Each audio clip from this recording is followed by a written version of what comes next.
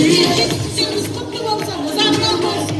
Одан да үлкен стандарттарда ашуларыңызға тілектеспіз.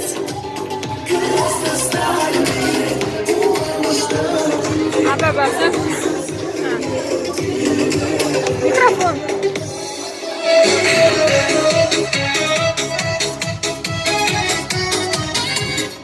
Ал құрметті біздің партнерлар, бүгін менің құдағайым, өзімнің тікелей партнерім Айжамал ханым 19%-ке шығып жатыр.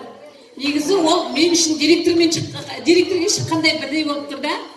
Негізі директорге шыққанда ноутбук подарить етем деп өзім ойлап жүредім.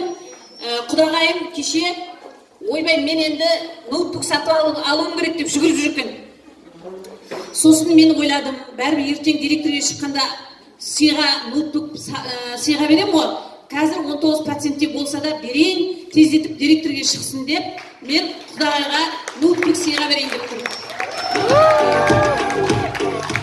Бұл енді директорге шыққанда берілетін, кім директорге шықса, партнерларымызға ноутбук сыйға береміз.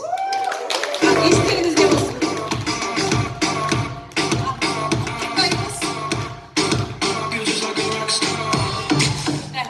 Енді мен құдағайым туралы кішкене айтып жіберейін.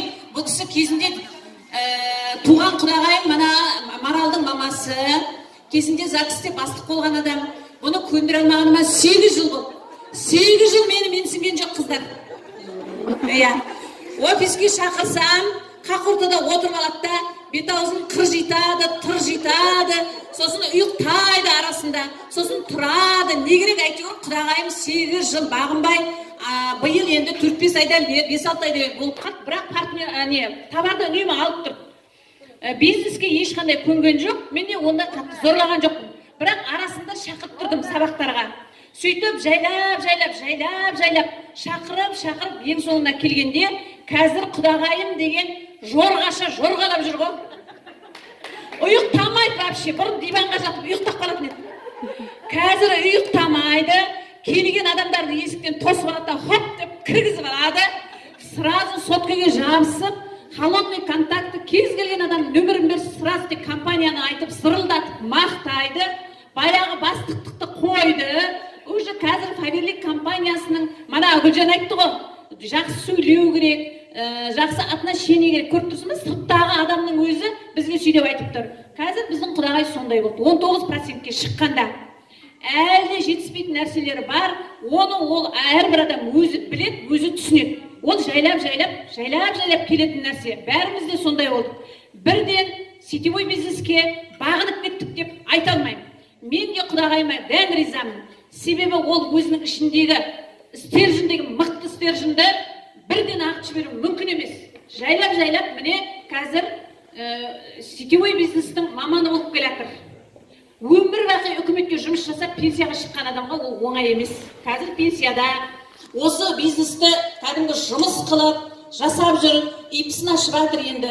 Өзі пенсиясын алып отырған адам. Сондықтан құрметті мына жердегі жастар, сіздерге айтатыным, міне пенсионер кісі да табысты болам, дүние жүзін аралайым, қыдырам, бала-шағама көмектесем деп талпынып отырғанда, сендерге тем более ақша керек. Солай ма?